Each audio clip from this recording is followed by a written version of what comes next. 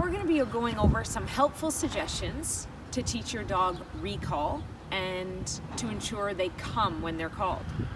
The very first thing is creating a positive association with their name and your cue for calling them. If you want to use come, if it's a brand new puppy, this is it. You can choose whatever you like to create this and kind of program it in. If you've had your dog already for a while or they are really, really awful at the come command, then you may want to reprogram a new word. So here girl or a whistle, that whistles work really, really good. So what you can do is several times a day, start using, in our situation, we can say, come Sasha, every time we give her food bowl and feed her a meal. So we're calling her around the corner or wherever she is in the house, we're calling her over to it. When we go to leash her to bring her on a walk, I'm gonna say, come Sasha. The things where I know is already makes her very, very happy and creates that association. Something really helpful to know is what your dog really, really loves. So some dogs may be obsessed with a ball or a certain toy that they like. Treats, there's also they call them the soft and chewy or soft and smelly treats, which are the ones that really are enticing. They're like a high value treat for the dog, so it really is easy to train them on. Or just praise. There's some dogs who really all they want is your attention, affection, and praise. So that's very helpful to know what you can use, and then that's what you're going to use as the reward when your dog comes. So the other thing is, as we've gone over in another video, the hide and seek within the home, a sit stay, and then releasing them from that with a ton of praise, and the come command or your cue with their name is a perfect way to start cluing them in. So one of the very most primary things that have been used before for recall is a super long leash like this.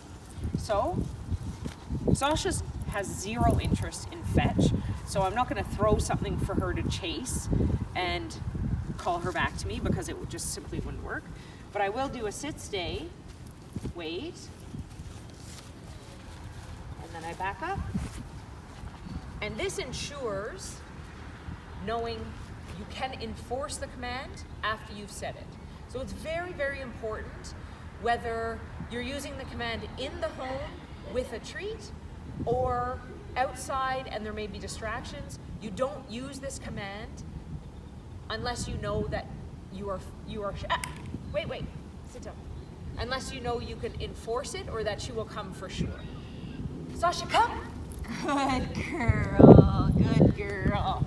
So right now, without too many lures around, she's very unlikely not to come when I call her, just because she kind of knows where we're doing a exercise. So, but this way you can rope her in. You can use these in the house also, the super light leads, to reinforce that. Sit. These can be very, very easily distracted.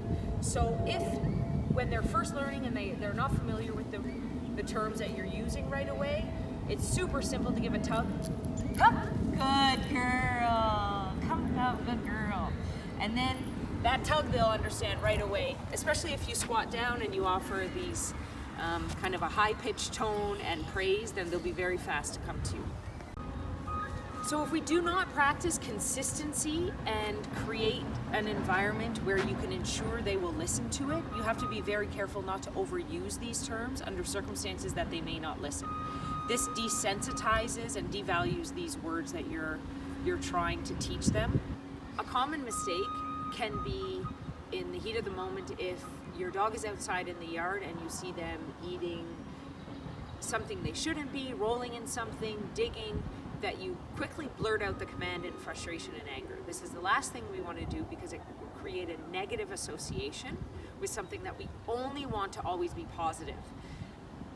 A frustrated or anger tone will make the dog apprehensive about coming back to you. So they will respond more to the tone of your voice than they will the command that we've been trying very hard to train into them. So we need to be careful not to be expressing frustration or anger through the tone of our voice, but rather calm, assertive energy, which will be much more appealing to the dog to want to make them want to come back to you. So here's the best thing to try and practice. At home, with very little distraction, get them used to coming to you. You call them, use your cue and their name, you give them a treat, and then you release them to go back to what they're doing. So you do this repeatedly in your home, then you can start doing it outside in your yard. If you go somewhere where the dog is allowed freedom, then you want to start doing that when they have freedom. Not let them play for an hour and then call them to you, leash them, and go home. So that's creating a negative association. They may, the next time when they're running around, they may decide that they don't want to come back to you, they're not ready to leave the park yet. So it's better to do it so that the very best reward for coming back to you is to be released again back into playing or whatever they're doing or exploring the park.